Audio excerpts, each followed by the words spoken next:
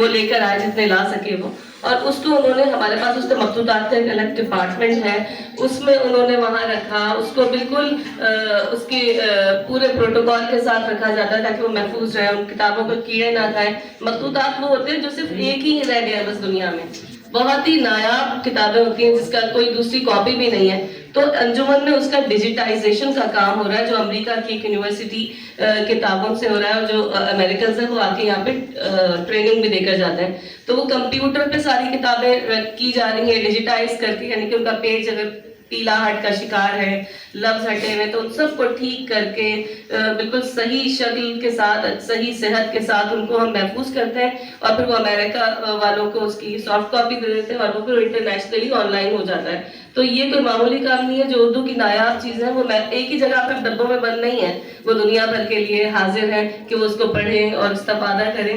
تو ایسی بہت ساری ایسی چیزیں ہیں جو مستقبل کی جا رہی ہیں, یعنی کہ اردو کو ڈیجیٹل مدار پر ڈالنے کے لیے عابد صاحب ابھی بتائیں گے آپ لوگوں کو کہ ہمارے پاس OCR کا پروجیکٹ بھی ہے جو ایک بہت بڑی کراچی کی انجینئرنگ یونیورسٹی کے کمپیوٹر ڈپارٹمنٹ کے ہیڈس اس کو لیڈ کر رہے ہیں, وہاں کے ڈین اس کو لیڈ کر رہے ہیں. سروج لودھی صاحب جو وائس چانسلر ہیں, انجمن کے ساتھ ان کی MOU سائن ہوا ہوا ہے, تو ہم اس پہ بھی کام کر رہے ہیں. بلینس کا پروجیکٹ ہے تو اس میں بھی انجمن کام کر رہی ہے تاکہ جتنی یہ 8ویں بڑی زبان ہے دنیا کی, تو آپ اندازہ لگائیے کہ اس کے لیے کتنا سارا کام ہو رہا ہوگا کہ جو چیز آپ کو ڈیجیٹلی جس طرح سے اویلیبل ہے دوسری زبانوں کی, اردو کی بھی انشاءاللہ تعالیٰ قریب آپ کو مل جائے گی, اور انجمن اس کے لیے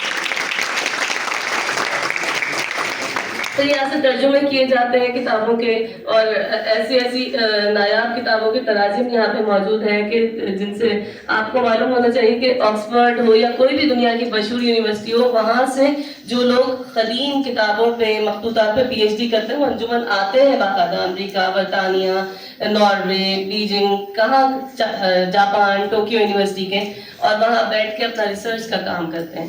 تو اتنی اہمیت ہے اردو کی. کبھی بھی یہ نہیں سمجھنا چاہیے کہ کسی بھی چیز کو ہم سطحی طریقے سے سوچیں کہ ہماری زبان ہے تو اس کو آج کے زبان میں کہ فار گرانٹیڈ لے رہے ہیں. ایسا نہیں ہے. اردو کے لیے بھی آپ ہی لوگ آگے جا کے کام کریں گے اور اچھی طرح سے کام کریں گے, اور اردو کا بھی بہت اہم مقام ہے مستقبل میں انشاءاللہ تعالیٰ. مجھے ایک شعر یاد آیا کہ گیسو اردو ابھی منت پذیر شانہ ہے, شمع یہ سودائی دل سوز یہ پروانہ ہے. تو آپ لوگ انشاءاللہ تعالیٰ اردو کا یہاں سے جو بچے, اب میں ایک مشورہ دوں گی کہ جو PhD کر رہے ہیں, MPhil کر رہے ہیں, وہ اردو کے پرانے شاعروں پہ اور سالمداروں پہ, میں یہ نہیں کہہ رہی کہ آپ اس پہ کام نہ کریں, لیکن آپ کچھ ایسے جدید قسم کے موضوعات پر کام کریں جو وقت کی ضرورت ہے. یہی نہیں کہ کاپی کیٹ بنے ہوئے چیزیں لکھ رہے ہیں اور اس کو کاپی کر رہے ہیں, پیسٹ کر رہے ہیں اور ایک اپنا مقالہ تیار کر رہے ہیں. ایسے نہیں ہونا چاہیے. جس چیز میں ریسرچ کی گنجائش ہو, جس میں سوچنے کی گنجائش ہو, اور جس میں آگے بڑھنے کی, جو آپ کے ریسرچ ایسی ہونی چاہیے جو فیوچرسٹک اس کی اپروچ ہونی چاہیے کہ آپ مستقبلیات پہ نظر رکھ کے اپنے موضوع کا تعین کریں. اگر آپ موضوع وہی لے لیں گے فلانی کی شاعری پہ تنقید فلانا, تو آپ بہت پہلے بہت بڑے بڑے لوگ ان سب چیزوں پہ کام کر کے چلے.